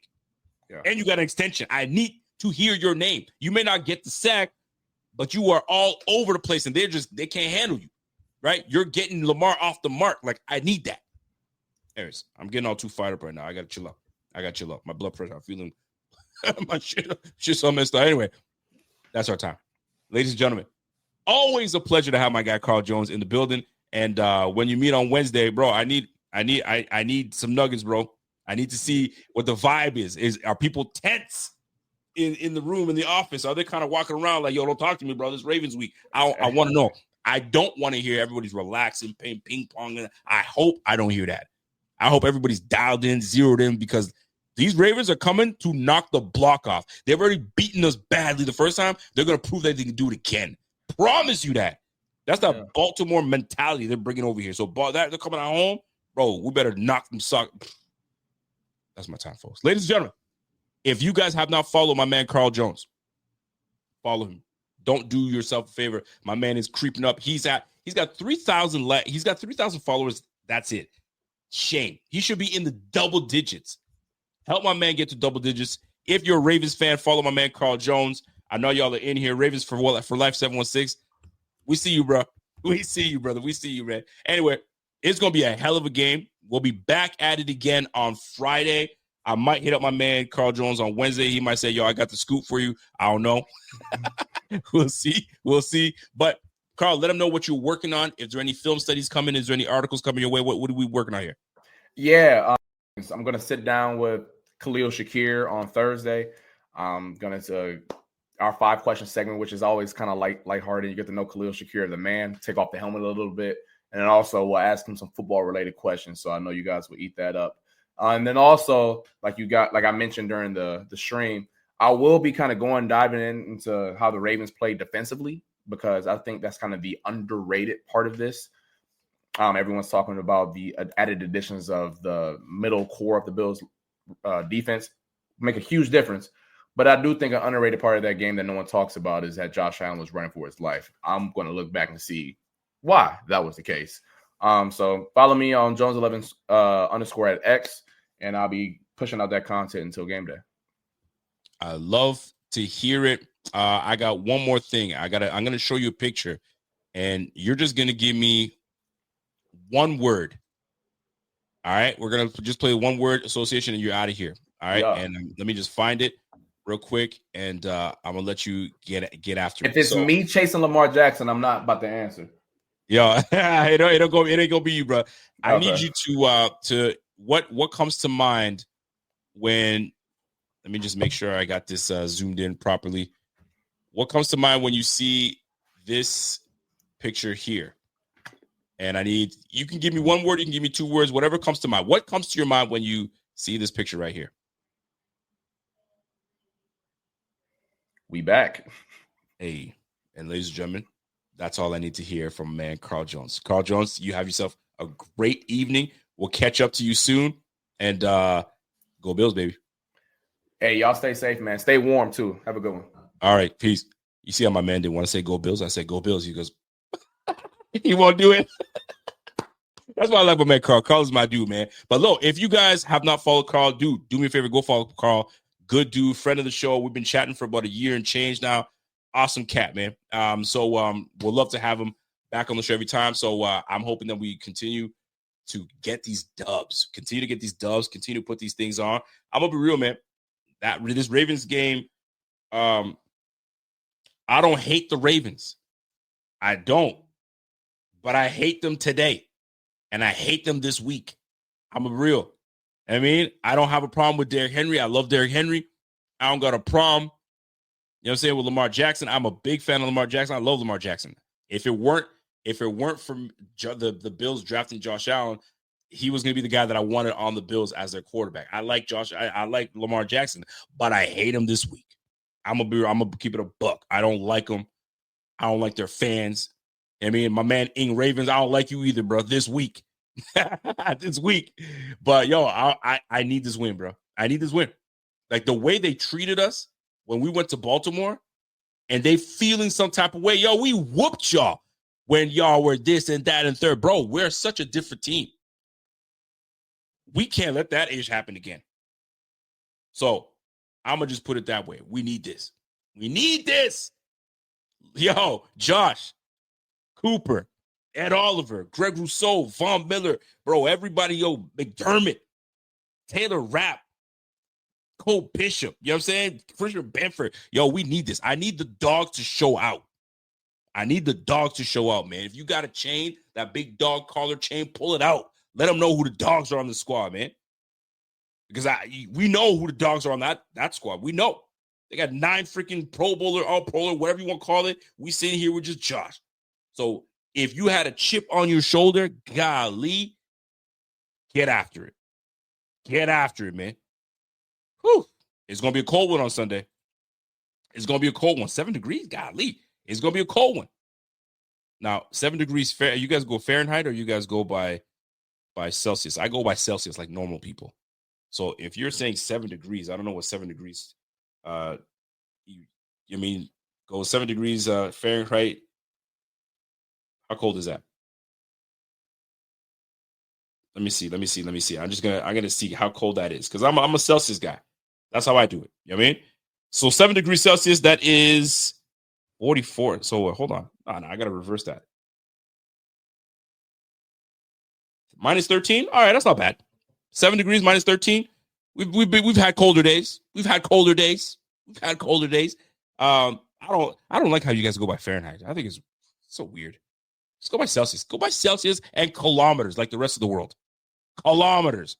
You know what I mean? So minus 14 is not bad. I'll say minus 14 is cool. We can rock with that. The wind chill might make it a little colder, but that's all right. But you guys that go by miles. I don't know, 30 a mile down the block. Can't stand that. Yo, how many kilometers, bro? How many kilometers? I talked to my brother-in-law, and he'll be like, "Yeah, man, my car's got like 200 miles." It's like, oh, that's not bad. 200 miles. I'm like, wait a minute, 200 miles. Yeah, that's a lot, right? Anyways, I digress. Minus 14 is crazy. It is cold. Minus 14 is pretty cold, but I'm used to it over here in Canada over here, right? Like we up north. So we got it. Minus 14 is like, all right, it's cold. It's a cold one. It's brick. All right, dress warm, you be all right. But hopefully, this cold, these Baltimore Cats ain't used to it. Hopefully, and this is where Buffalo can come in and take full advantage. The Winter Soldier, aka Josh Allen, comes in and shows y'all what time it is, man. But we'll see. So that's it for me, folks. If you guys enjoyed the show, do me a favor, smash that like. If you have not liked this channel, if you have not subscribed to the channel, what are y'all waiting for? All right, we got how many people? We got 1,700 people watching total. I got some on Twitter watching. I got some on Facebook watching. I got some on YouTube watching. For those that are on YouTube, we got what, 350 in you guys? Yo, before you leave this room, smash that like, hit that like, leave a comment, and we'll go from there, man. And before we get out of here, I'm not going to disrespect y'all. There were some super chats that were in there, so I got to get into it. Ravi says, yo, Baltimore is a first half team. If we keep it close early, we can get to them in the second half where Buffalo makes adjustments, it gets better. That's all we have to do. Yo, keep it close, but be aggressive. Keep it close, be aggressive, then we got this, man. GQ Bob. What up, GQ? You think I was going to forget your super chat? Can't do that. My man GQ Bob says, yo, we have to bring physicality to the Ravens and dictate the terms. We have to be the bully. We do. But the problem is sometimes I used to play ball back in the day, and there were guys that were overly excited. And when they were overly excited, they gassed out so quick. And by the second quarter, they're gassed and they got nothing left. Pace yourself. That's where the professionalism comes in. All the hard work you've put in, but you still got to be a dog. I still need you to be a dog. But you're right. We have to bring the physicality. So this is where we got to find out, where will Dorian Williams be inserted? Do you insert him on certain packages? Do you go with a 4-3 at one point, switch it up a little bit? Do you wait for red zone to do that? Like, you got to figure out a way to get him in the line.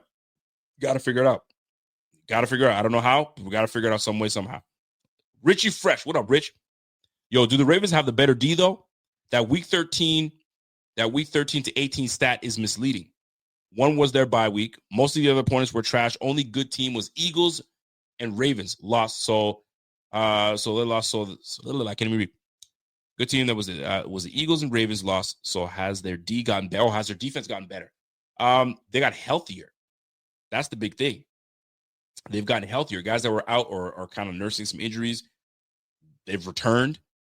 Guys are, they're seasoned. You got more games under your belt. So that makes a difference. That makes a huge difference. So we're going to find out, did their defense get better? Well, we're going to find out if our offense is truly that much better. Are we fraudulent? I don't think the Bills' offense is fraudulent. I think we can move the ball well. Keys to the victory of this game is going to start with Joe Brady. Joe Brady has to do it. He has to come in and handle business. He's got to know and feel what this defense is doing. Feel if he can decipher and figure out what these Ravens are trying to do and what they anticipate what they're going to do, but we're all over it. This is a big chess match. We could talk about all, like Carl said, coaching matters. We could talk about all the things that are possible in this game, but when it really comes down to it, it's about coaching. It's about putting your players in the right position. And if you got your players in the right position, boy, sky's the limit. Sky's the limit. So let's handle business, man. Golly, I can't wait. Folks, enjoy your evening. I got to get going. I got work in the morning. I got to work 2 hours away, so I'm going to drive to my in-laws. I got to drive an hour and a bit, and then go from there. So I got some driving to do. So I hope you guys have a fantastic evening, and we will catch you guys on the flip. Let me get my outro music going, and we'll go from there. So y'all have a good music in the background, and we'll see you back again on Friday. I'll be on Future Report on Friday, talk about keys to victory in this game, and then I'll be on with my man Z-Bot on Friday, unless he's going game. If not, we'll see you guys Friday. Anyway, you guys have a good evening. We'll catch you guys on the Rico. I like. Catch you guys.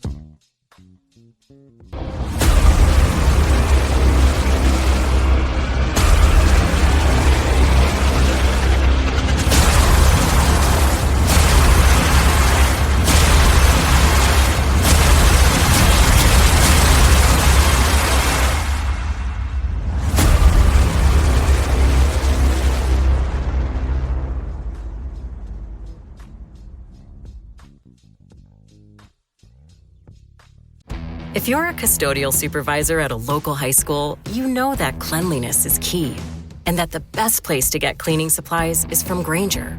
Grainger helps you stay fully stocked on the products you trust, from paper towels and disinfectants to floor scrubbers. Plus, you can rely on Grainger for easy reordering, so you never run out of what you need. Call 1-800-GRAINGER, click Grainger.com, or just stop by. Grainger, for the ones who get it done. If you're a podcast host, listen up, this one's for you. My name is Allie Jackson. I'm the host of Finding Mr. Height, a dating and relationship podcast that I've been doing for 4 years now, sharing my positive and practical approach to dating that's built on my own life experience. And I wanted to share another experience that I've had, my secret behind monetizing my show. It's called Red Circle, and I was just telling my colleague about how much I love their platform. With Red Circle, not only am I getting a seamless hosting experience, but I also love the support I receive in ad sales. It's not just typical ad sales either. It's targeted opportunities based on my show and my life. And the platform is super simple. You just set your preferences and Red Circle matches you with sponsors that align with your show. You can vet every opportunity and their platform gives you great analytics. More recently too, my Red Circle team has brought me opportunities outside of my podcast on social media to really augment the podcast partnerships, bring them full circle. I just can't recommend them enough. If you want to give it a try, go to redcircle.com to get your free trial. That's redcircle.com for a free trial.